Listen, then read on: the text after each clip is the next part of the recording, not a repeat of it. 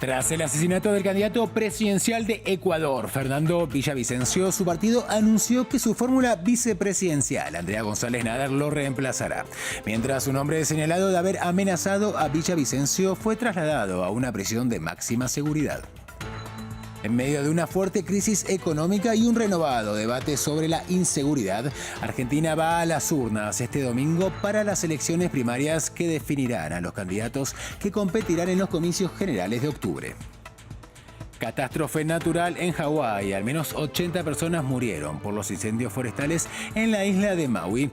Pese a que las llamas todavía no han sido contenidas por completo, algunos residentes regresan a sus hogares.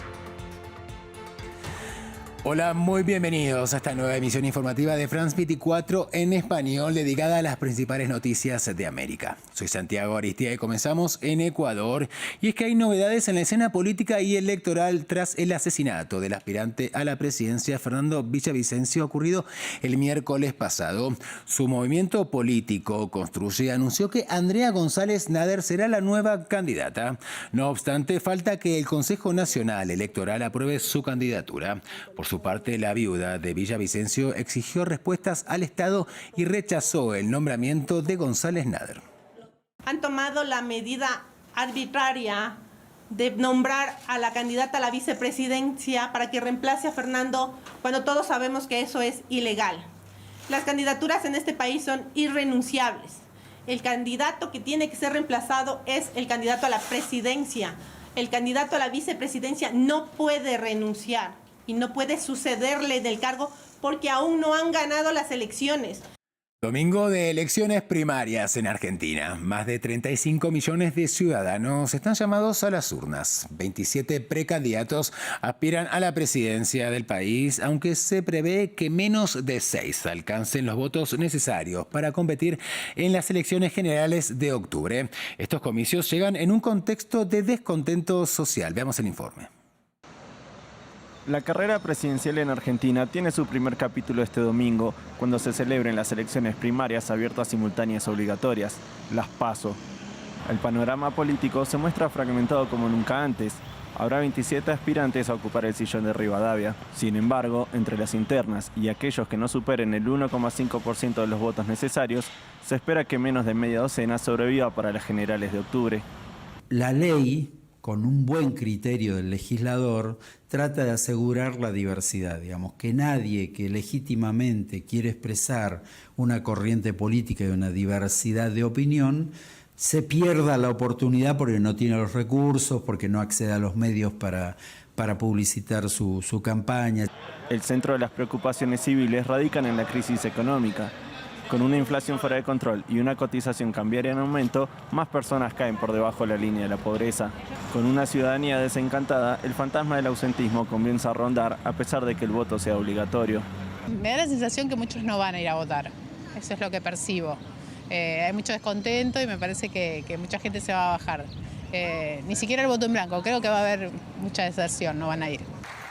La tensión social también subió en la última semana, después de que una niña de 11 años muriera tras un asalto en el sur bonaerense y un manifestante perdiera la vida como consecuencia de una represión policial en la ciudad de Buenos Aires, generando consternación y propiciando enfrentamientos contra la policía. Acontecimientos que suman interrogantes a unas elecciones impredecibles. Avanzamos con más noticias. Los habitantes de la isla hawaiana de Maui vuelven a lo que fue su hogar antes de los incendios forestales que azotaron la zona durante esta semana. Pese a que las llamas aún no han sido contenidas por completo, los residentes volvieron a hacer uso de las carreteras de la isla para observar lo que queda de sus pertenencias. Surrealista. Así describieron los residentes de Maui las escenas de los incendios de esta semana. Los habitantes de la isla, que lograron sobrevivir a las conflagraciones que afectaron gravemente a Maui, volvieron a sus casas y negocios, ahora convertidos en cenizas. Lo perdimos todo. Gracias a Dios nos tenemos el uno al otro. Todos estábamos vivos, a salvo y contados. Es como si fuéramos las únicas cosas que tenemos ahora porque todo lo que teníamos se ha ido. Algunos sobrevivientes de los incendios aseguraron no haber escuchado sirenas o advertencias para así poder prepararse y hacer frente a las llamas. Ahora, lo que era su vida antes de la emergencia es solo un recuerdo. Era un lugar feliz. Ya no puedo ir a la heladería, no puedo ir a las tiendas de ABC, no puedo ir a los bares a los que solíamos ir. Antes había noches de bingo y de trivia junto con un gran sentido de comunidad. Y aunque aún tenemos ese sentido de comunidad, no será lo mismo por un tiempo. Varios conductores pasaron horas en el tráfico. Algunos turistas también volvieron a los lugares donde se hospedaban para rastrear sus pertenencias y dejar un lugar que consideraban ideal para sus vacaciones. Y miles de animales marinos, entre ellos pingüinos, tortugas, delfines y aves, aparecieron muertos en las costas de Uruguay durante todo el último mes. Los especialistas indican que la causa de muerte se debe a la falta de alimentación debido a que la pesca indiscriminada a gran escala ha hecho desaparecer a las especies de las que se alimentan. El informe es de Karina Dalmás y Anthony Aleno. Este animal no tiene nada de grasa. Richard Tesore dirige hace 20 años la organización sin fines de lucro Rescate de Fauna Marina. Este invierno fue testigo de la muerte de al menos 5.000 pingüinos en su migración desde el sur argentino hacia Brasil. Las necropsias lo que dio fueron animales que estaban muy flacos, sin una sola capa de grasa, intestinos vacíos. Evidentemente que falta de comida y evidentemente la sobrepesca y el cambio climático están afectando la costa, ¿no?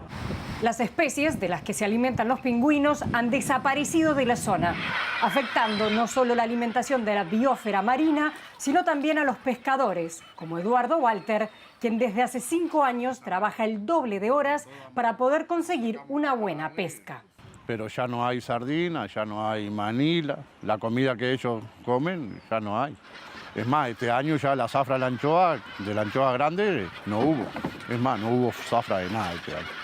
Varias autoridades denuncian que la depredación del ecosistema marino se debe a las flotas pesqueras que trabajan en aguas internacionales donde el control es casi nulo. La industria pesquera ha tenido un modelo que es del siglo pasado, ¿no? De tratar de pescar en cantidad y no en calidad. Y esto tiene que ver con el mal manejo, no solamente de la industria pesquera, sino también de los gobiernos. Porque los gobiernos son los que tienen que dictar las políticas pesqueras. Y no solo dictarlas, sino también fiscalizarlas adecuadamente, monitorearlas y hacer que se cumplan. La grave situación de la fauna marina en Uruguay ha motivado a algunos ambientalistas a exigir que se cumpla el tratado para proteger la biodiversidad en alta mar, firmado en enero en Naciones Unidas luego de 20 años de negociaciones. Vamos a finalizar esta emisión informativa con información deportiva y por eso nos acompaña Luis Méndez Urich. Hola Luis. Saludos Santiago. Bueno, vamos a hablar de deportes, de la Copa Mundial de Fútbol. Este sábado se despidió la última selección de América que seguía en competición. Así es, hablamos de Colombia, Santiago, que cayó en los cuartos de final 2-1 frente a la selección de Inglaterra. Es la primera vez, Santiago, en la historia de este torneo que ningún país de América se mete entre los 4 finalistas del torneo. Para Colombia es el caso particular, pues su trayectoria en la competencia pone en evidencia un crecimiento a nivel de selección, pero siguen las deficiencias a nivel local con una ausencia de una liga que se juegue durante gran parte del año o en un periodo prolongado. Así se expresó Catalina Usme, la jugadora del equipo, después de la derrota. Este equipo tiene con qué ser campeón mundial, contra cualquiera. Me siento muy orgullosa de pertenecer a este equipo, de dejar lo que dejamos, de vernos como nos vimos al final. Pero bueno, hay que seguir trabajando. Santiago, hay que recordar que hasta este año había sido Estados Unidos el único país que se ubicaba entre los 4 mejores en cada uno de los torneos. Colombia, con su actuación, firma la segunda mejor actuación para un país latinoamericano luego de que Brasil terminó con el subcampeonato en el año 2007. Pero hay que esperar en la próxima edición de este torneo, que será en el año 2027, que América pueda no solo ser el anfitrión, ya que están solicitando la sede, sino también llegar a lo más alto del podio. Bueno, gracias Luis. Mientras tanto, por supuesto, France 24 en español continuará con toda la cobertura de la Copa del Mundo. Llegamos al final de esta emisión informativa. Sigan informándose en el resto de nuestra programación y en france24.com. Gracias por acompañarnos.